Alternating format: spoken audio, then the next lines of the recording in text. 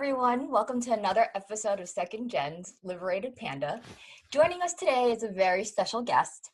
Please welcome director Yi Chen, who is a Chinese-American filmmaker based in Washington, D.C. We're here today to discuss her latest award-winning documentary film called First Vote. First off, I want to congratulate you on your success with the film. I hear that First Vote is officially a contender for this year's Academy Award in the Best Documentary Feature category. What an honor. You must be so excited about this new development, as I'm sure it is every filmmaker's dream to be considered for an Oscar. I watched the film myself and I thought it was fantastic. So would you please tell our viewers a little bit about yourself and the film?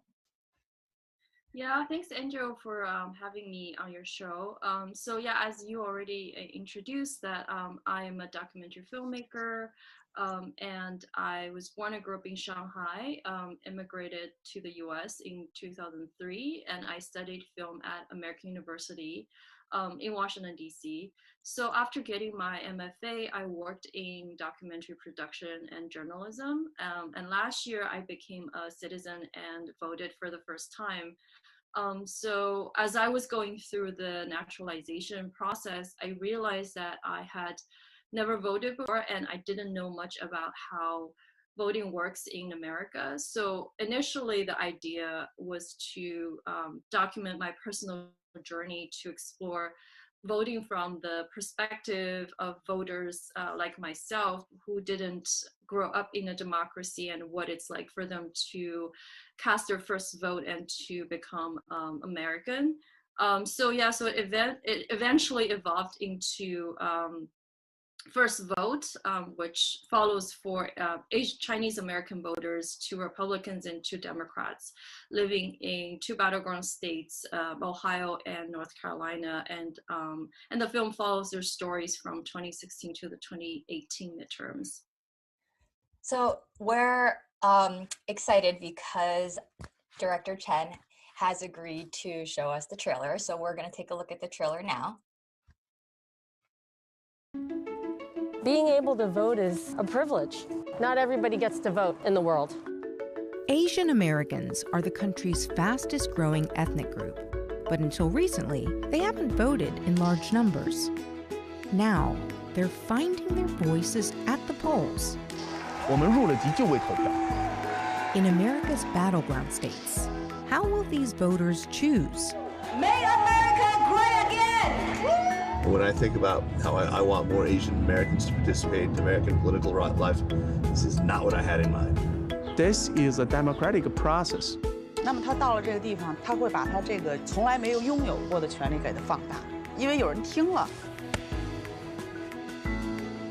First Vote on America Reframed.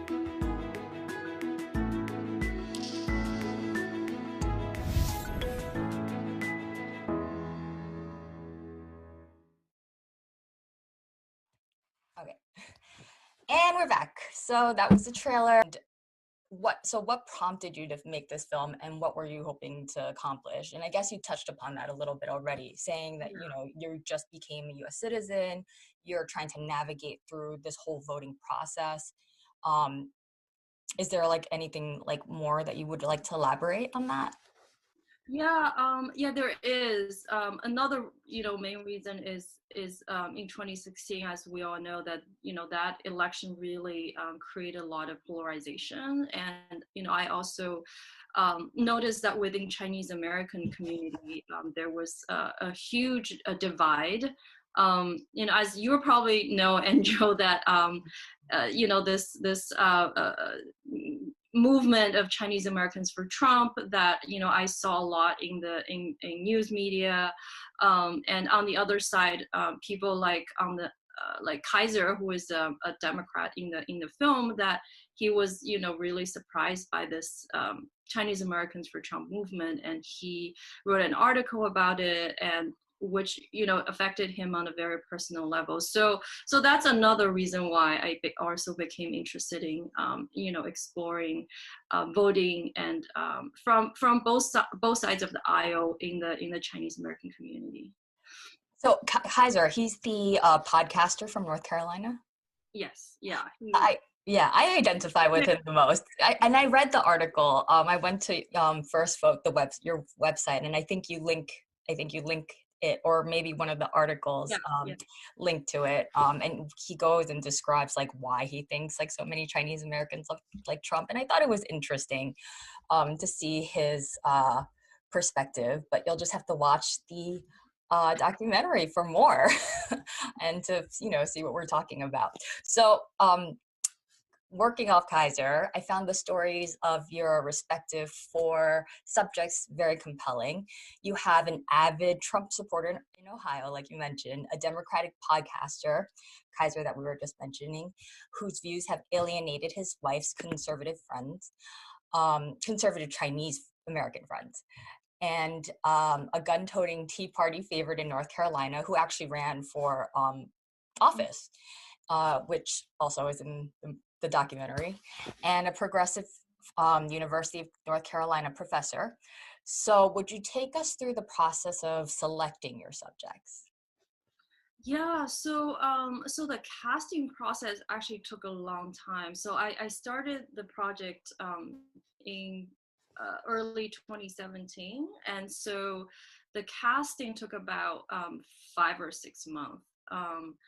I didn't know any of them prior to making this film, and I started out by talking to people I know and asked them, do you know any members of Chinese American for Trump, group, and do you know any, progressive Chinese Americans? So I interviewed a lot of people. I was specifically looking for characters who, one is, first-time voters in 2016 or 2018, from both sides of the aisle, both Republicans and Democrats. And lastly, I was looking for characters specifically living in battleground states. And in terms of the narrative, I wanted to follow their stories from 2016 to the 2018 midterms. So these are kind of the starting points that I set out when I was casting for characters. And one thing is also important is I was also looking for characters who would be comfortable in front of the camera and willing to let me follow their stories unfold for 2 years, which is actually a long time opening up your life to a complete stranger. So and that's because of the film's the observational approach, right? I film and follow them for 2 years. So I think because of that, and it was a very polarizing time politically. So most of the people I talked to didn't want to be in a documentary, for that long, which is completely understandable. Right. So eventually I found Lance and Sue, who are the two Republicans, and Kaiser and Jennifer, who are, two of the Democrats. So, so Lance was a first-time voter in 2016. I found him because he hosts a conservative podcast called The Voice of Mandarin Spoken Republicans, which is very popular on Chinese social media WeChat. And some of the people I interviewed early on turned out to be his loyal listeners living in Virginia. Lance living in Ohio. So there are like a few people, they told me that there's this podcast and, this guy, Lance, lives in Ohio, and they were very excited about him. So that's how I found Lance. And as you mentioned, Sue, she was a first-time candidate in 2016, and she ran for Congress in North Carolina's 4th district. So her name actually came up several times. Again, as I was talking to other potential other people, and I found Kaiser doing research. I came across his article. Why are so many first-generation Chinese immigrants supporting Donald Trump? And it's exactly what I was interested in. So I contacted him, and it's also really interesting that he and his family moved back to the United States in 2016 after living in Beijing for 20 years. And he deliberately chose to live in the battleground states because, you know, he wanted his vote to matter. Oh, okay. Wow, that's a commitment. Yeah. So I met Jennifer at a conference in Durham where she was teaching at University of North Carolina, Chapel Hill, and she gave a talk about Asian American identity in the South. And it really resonated with me at the time because it's one of the themes that I was really interested in exploring in the film. And her story offers a lens to explore this additional layer of race and Asian American identity, particularly in the South. Yeah, I found her very interesting. I mean, I found all four of them really interesting. Like with respect to Lance, he's the one that speaks like predominantly in Mandarin throughout the documentary, which I think our viewers would find interesting. And he's your quintessential Trump / Republican supporter, right? Yeah. Yeah, so but as you know, my favorite is Kaiser. I love the fact that he moved to North Carolina just so he could make a difference. He obviously is very passionate. So it's, you know, congratulations for finding such like passionate characters for your documentary. So which person from the film do you like most sympathize with or identify with, and why? Yeah, by the way, did you know that Kaiser was one of the founders of the Tang Dynasty, Tang Chao Yue in China? No. Oh my goodness. Okay. He's really well known. He's like a jack of all trades because he's. Yeah, I know, right? Yeah, he's so politically involved. He's like, his English is superb, but then he just moved from Beijing, right? So he's. Yeah, he was born here in the United States and he grew up here. And he went to Beijing after college. Mm-hmm. Yeah, but his wife Fan is a Beijing nurse. So yeah, but anyway, to answer your question, yeah, I mean, I spent 2 years with all of them, so I really try to find ways to connect with all of them, even though, you know, we're all very different people in many ways. You know, we live in different places, we have different ages, and work in different professional field. So I think one of the things that initially I connected with them, obviously being, you know, a Chinese American, sharing similar experiences. And so with Lens, you know, I think, you know, because at the time I was also teaching and he's a professor, and with Sue, her immigrant background, which, you know, I'm also an immigrant from China, and Kaiser, you know, his interesting U.S.-China relations, and his wife being a new immigrant, and I think, you know, Jennifer is probably the one that I identified with most, I would say, not just for this film, but also more, I think, on a personal level, because, you know, for the film, her knowledge in critical race theory and her personal experience as an Asian American woman really resonated with me personally. And for the film at the time, I was, like I said, I was interested in exploring this theme of identity, but also at the time, personally, I was also trying to figure out my own identity, becoming an American, you know, right, like this Asian American identity, because, you know, before I came here as an immigrant, and now I'm becoming American, what does that mean? So I had a lot of questions, and just going to her Asian American studies and critical race theory classes, and like talking to her, it really provided framework and context of you know, racial equality and anti-racism perspective for the film. But also for me personally, it also helped me to kind of clarify, you know, in terms of my own identity. Yeah, I really enjoyed watching the scenes where she interacts with her students, and the questions that she poses. So that's definitely an interesting. So she's obviously very compelling and very knowledgeable. So I really like her too. So kudos on, you know, the selection of your cast. So like who is your target audience, and what do you hope they take away from this film? Yeah, so with this film, I, really wanted to explore the power and diversity of the Asian American electorate, specifically through the stories of these 4 characters. And, as a filmmaker, I'm interested in letting the characters speak for themselves and allowing audience to form their own opinions and their own takeaways.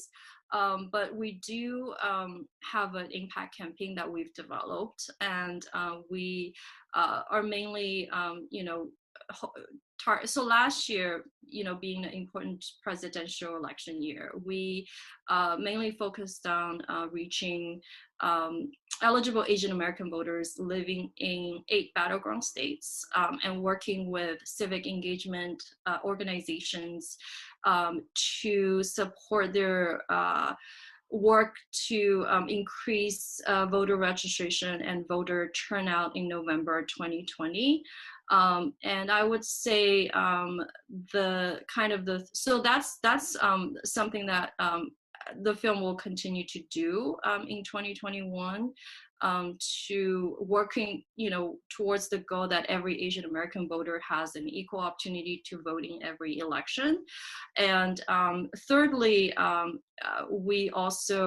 film also has been reaching educators and students from middle school to college classrooms to generate discussions about identity, voting rights, immigration history, and Asian Americans in American politics.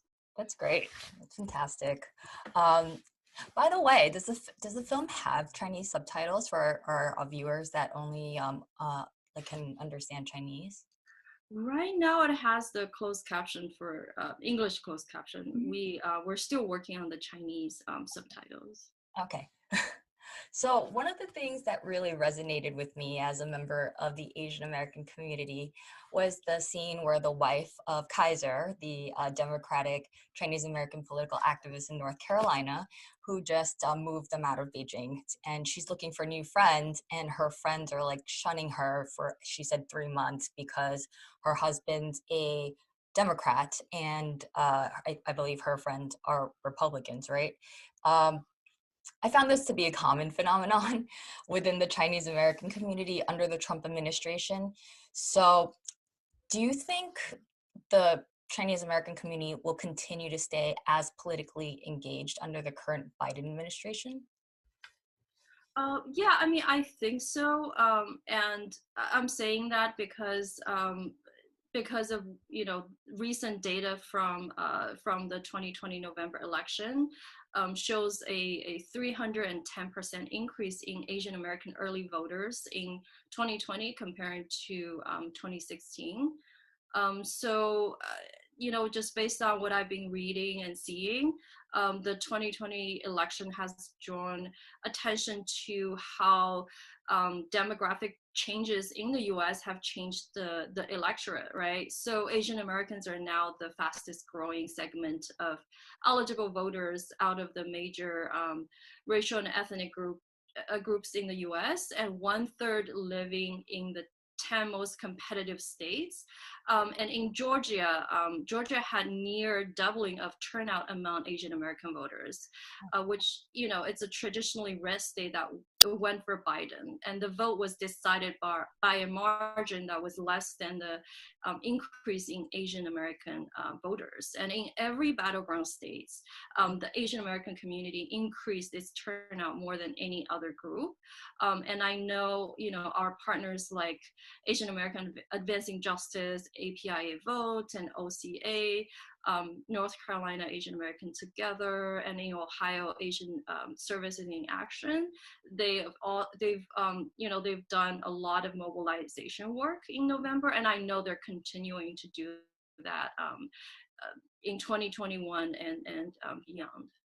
Yeah, and I hope, my hope is with the help of your film and with all these groups advocating for more participation for Asian Americans, that we'll see politicians start to talk about Asian Americans and take us seriously, because right now we don't really get talked about often at all. You know, they talk about the Black vote, the Hispanic vote, right?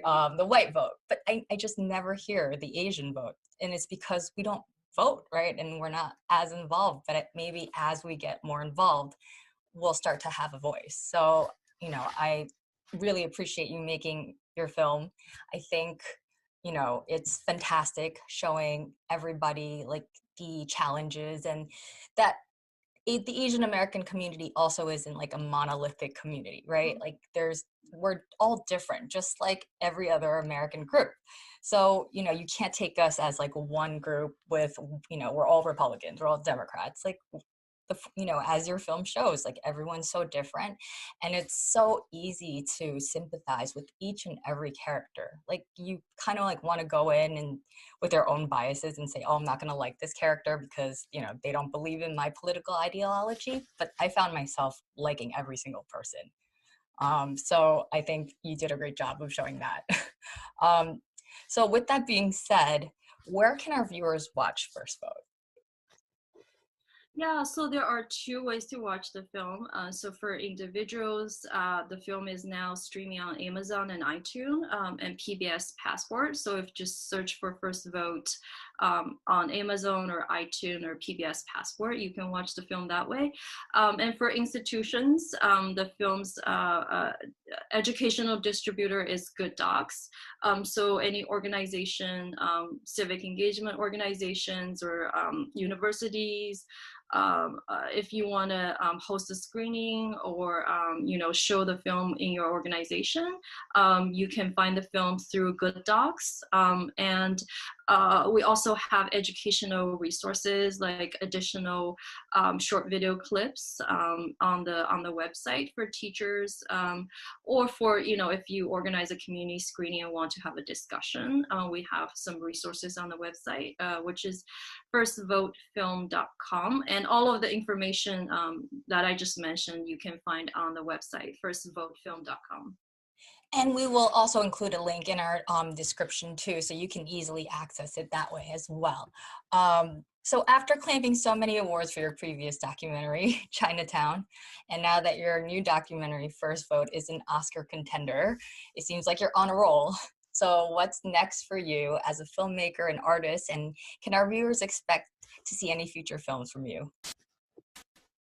Yeah, definitely there are projects in the works, and I would encourage your viewers to sign up on the newsletter on our website to get updates and future announcements, and follow us on social media, which you can find us on Facebook, Twitter, and Instagram at First Vote Film, and the website is firstvotefilm.com.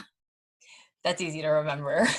And we'll include all that information in our description as well for easy access for our viewers. So that's pretty much all the questions I have for today. Is there anything else that you want to tell us or include in this interview? No, I don't think so. I think you covered everything. Thanks so much for having me. So thank you so much for taking the time to join us today. I hope our viewers get the opportunity to watch Director Chen's film. You can find the link to watch the film in the description below, and we hope you join us here next time right here on Second Gen. Thanks, guys. Bye. Bye.